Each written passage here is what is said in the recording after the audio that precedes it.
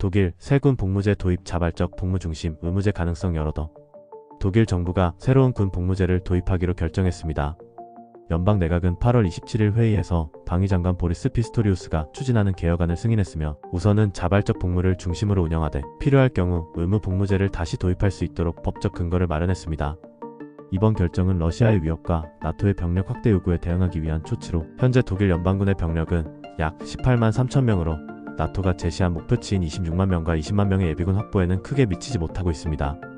설문조사와 징병검사 의무화되었는데 내년부터 독일 전역의 청년들에게 군 복무 의향을 묻는 설문지가 발송되고 이 설문지는 남성은 반드시 작성해야 하며 여성은 선택사항입니다.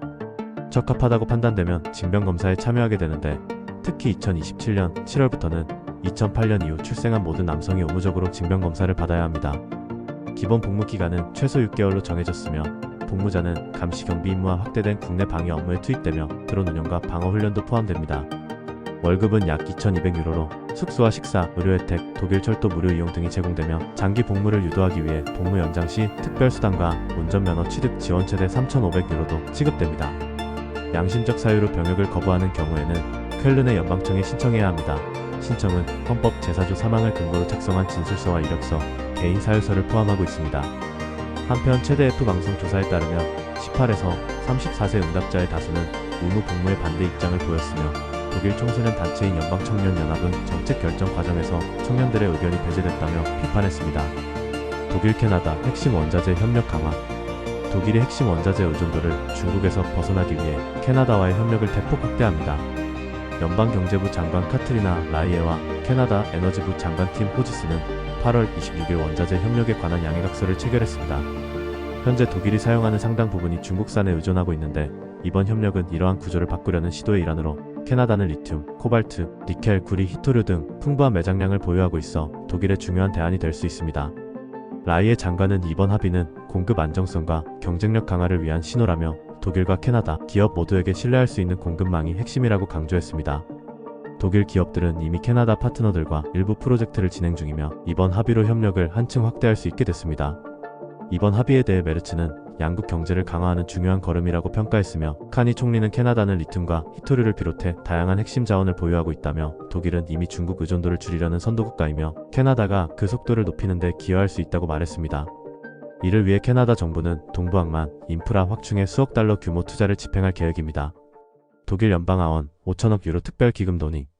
독일 연방하원 예산위원회가 8월 27일 인프라 및 기후 중립을 위한 특별기금 조성을 두고 본격적인 논의에 들어갔습니다. 규모는 최대 5천억 유로에 달하며 오는 9월 18일 최종 예산안 표결을 앞두고 있습니다. 이번 특별기금 중 1천억 유로는 주 정부에 배정되며 세수와 인구에 따른 방식으로 분배됩니다.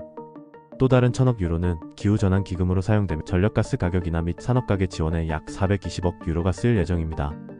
인프라 부문에서는 철도 현대화에 810억 유로, 병원 개혁에 290억 유로가 투입됩니다.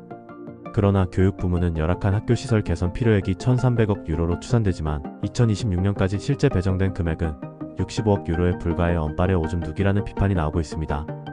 연방정부는 이번 특별기금을 통해 경기 활성화와 투자 촉진을 기대하고 있습니다.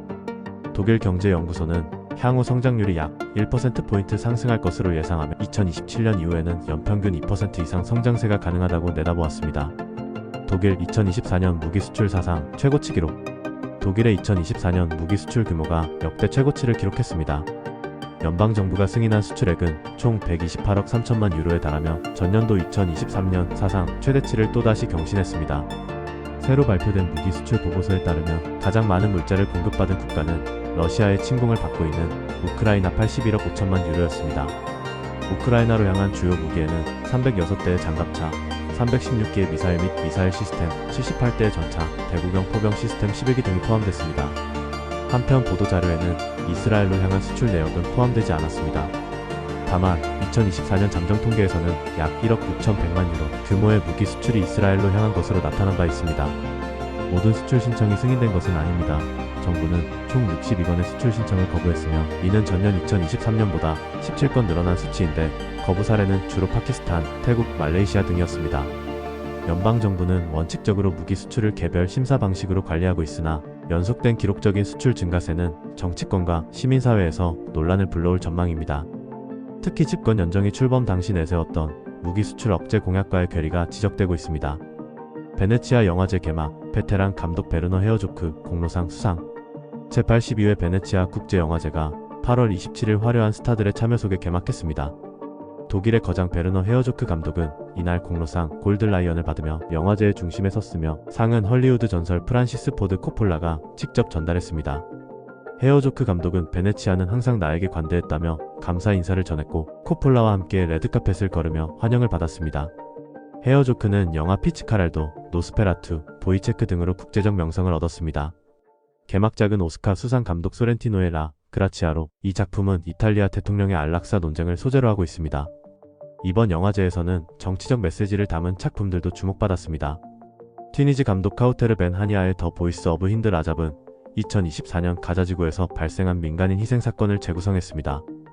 영화제 디렉터 알베르토 바베라는 가자지구와 팔레스타인에서의 사건에 대한 우리의 깊은 슬픔과 연민을 명확히 표현했다면서도 이스라엘 지지 배우들의 초청을 취소하지는 않겠다고 밝혔습니다.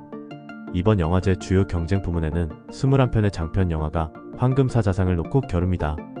주목작으로는 올리비에 아사야스 감독의 더 위저드 오브 더 크렘린, 캐서린 비글로 감독의 어하우스 오브 다이너마이트, 짐 자무시 감독의 파더 머더 시스터 브러더, 멕시코 감독 기에르모 델 토로의 프랑켄슈타인 재해석작 등이 있습니다.